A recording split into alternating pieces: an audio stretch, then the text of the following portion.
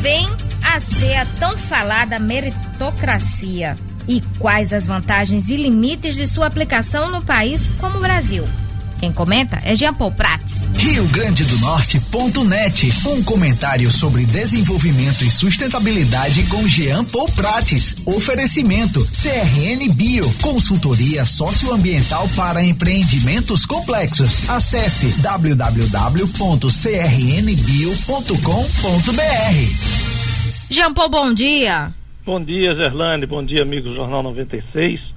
Pois é, estou aqui falando hoje sobre essa questão da meritocracia, esse nome que vem, obviamente, do grego, mas uma doutrina política, às vezes confundido com uma ideologia, uma cultura administrativa.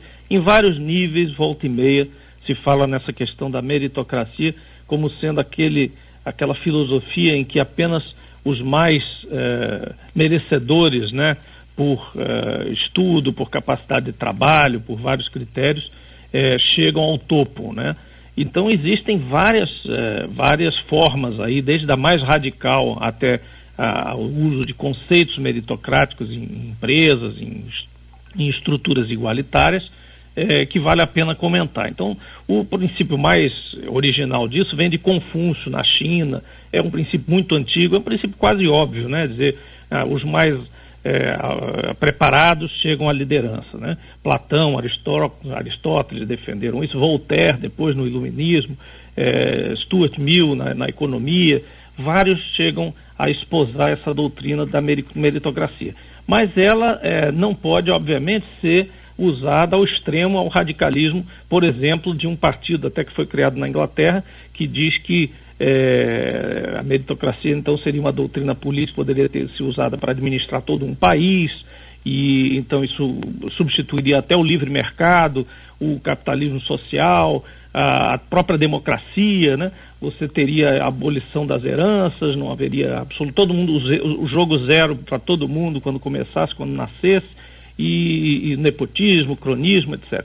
Bom, na verdade, a meritocracia ela se aplica quando você tem níveis mais ou menos parecidos de amostras. Então, por exemplo, quando você tem num mesmo colégio, num mesmo local, amostragens parecidas de indivíduos. Quando você tem desigualdade muito grande, né, a meritocracia passa a ser um processo um pouco injusto. Quando você aplica isso a um país inteiro com problemas sociais, ou até amostragens mundiais no mundo cada vez mais desigual, como estão se comprovando algumas estatísticas recentes, e também no próprio Brasil, você fica numa situação muito complicada de aplicar um sistema em que é como se todo mundo largasse do mesmo ponto, quando na verdade não é assim.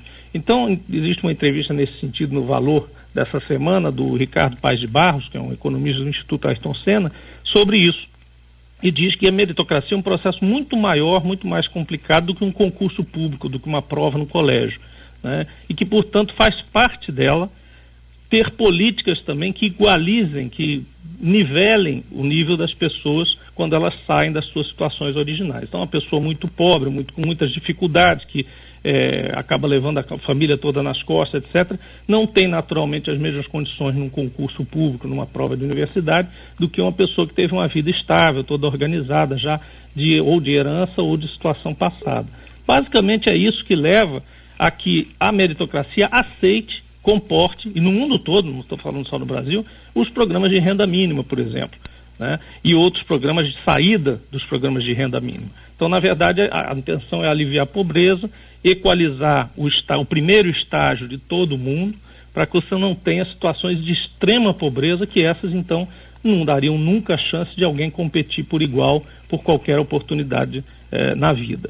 Então, essa é basicamente a consideração que eu queria fazer, que a meritocracia não é um fim em si mesmo, e sim uma doutrina válida para ser aplicada a amostras parecidas. É isso aí. É isso aí, Jean Paul, e até semana que vem a gente volta na quinta-feira depois do Carnaval. Pois é, bom Carnaval para todo mundo, aproveitem para descansar a cabeça que faz bem. É verdade, até mais. Tchau.